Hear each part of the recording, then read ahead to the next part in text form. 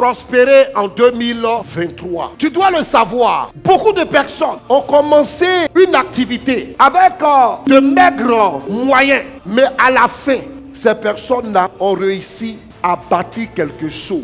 Et nous avons vu, à l'opposé de cela, il y a des personnes qui avaient de gros moyens, qui ont commencé une entreprise. Et à la fin, ils ont fini zéro.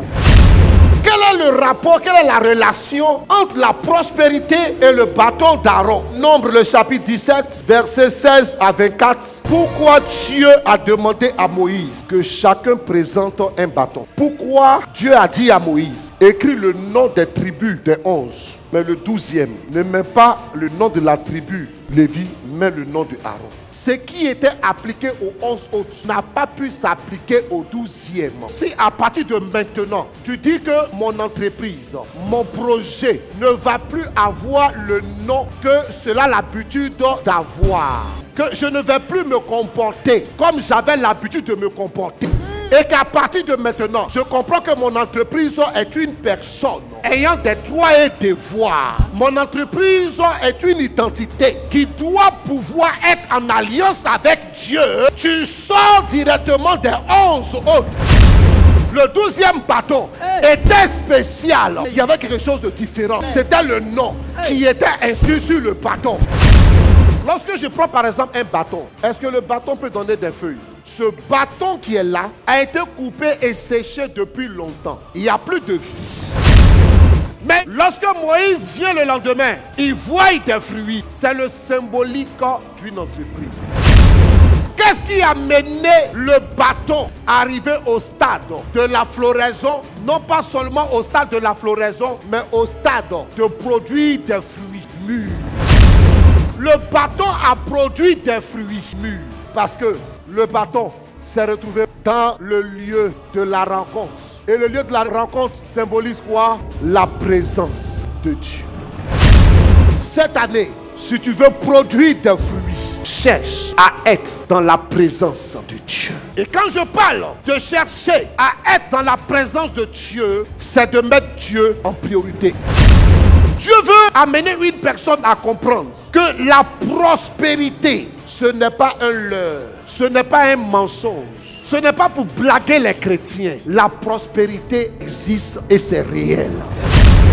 Et quand je vous parle de la prospérité, je ne suis pas en train de vous parler d'avoir beaucoup d'argent.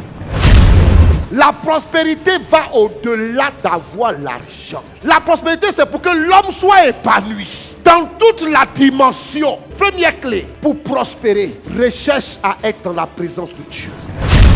Deuxièmement, il y a ce qu'on appelle le point de contact. Parce que Dieu va utiliser un canal. Le canal le plus facile par lequel Dieu peut utiliser pour te bénir, pour te rendre prospère, c'est que tu crées une entreprise. Même si tu vends à locaux, même si tu vends galettes, même si tu vends œufs, crée une entreprise. Avant que tu déposes ton entreprise aux impôts, crée d'abord l'entreprise. À locaux, bénédiction, vous comprenez? Pourquoi? Parce que derrière un nom se trouve une créature. Derrière une créature se trouve un être, soit adressé à Dieu, soit adressé à Satan. Quatrième clé, quand tu commences ton business et ton entreprise, évite d'avoir un cœur religieux dans ton business. La cinquième clé, écris ça en rouge. Tout argent que tu dois investir dans ton entreprise, présente ça à Dieu. Si tu fais un commerce, beaucoup de personnes font cette erreur. Elle a un restaurant, on met simplement maquis. Ton maquis n'a pas de nom. Ton maquis n'a pas d'identité. La prospérité a un langage, a une route, des sillons. Si tu ne sais pas les emprunter, tu n'auras rien. Rejoignez-nous à la paroisse orthodoxe Résurrection de Bangerville, siège à Cafel, tous les vendredis de 19h à 21h et tous les dimanches de 15h à 19h avec le prêtre exorciste Abba Daniel La Révélation. Ou contactez-nous au 07 07 14 0016 01 40 51 40 00. WhatsApp +225 07 09 82 32 82. Vous pouvez nous suivre en direct sur Facebook, Daniel La Révélation Ministries, et sur YouTube, Daniel La Révélation TV. AKFL, Yad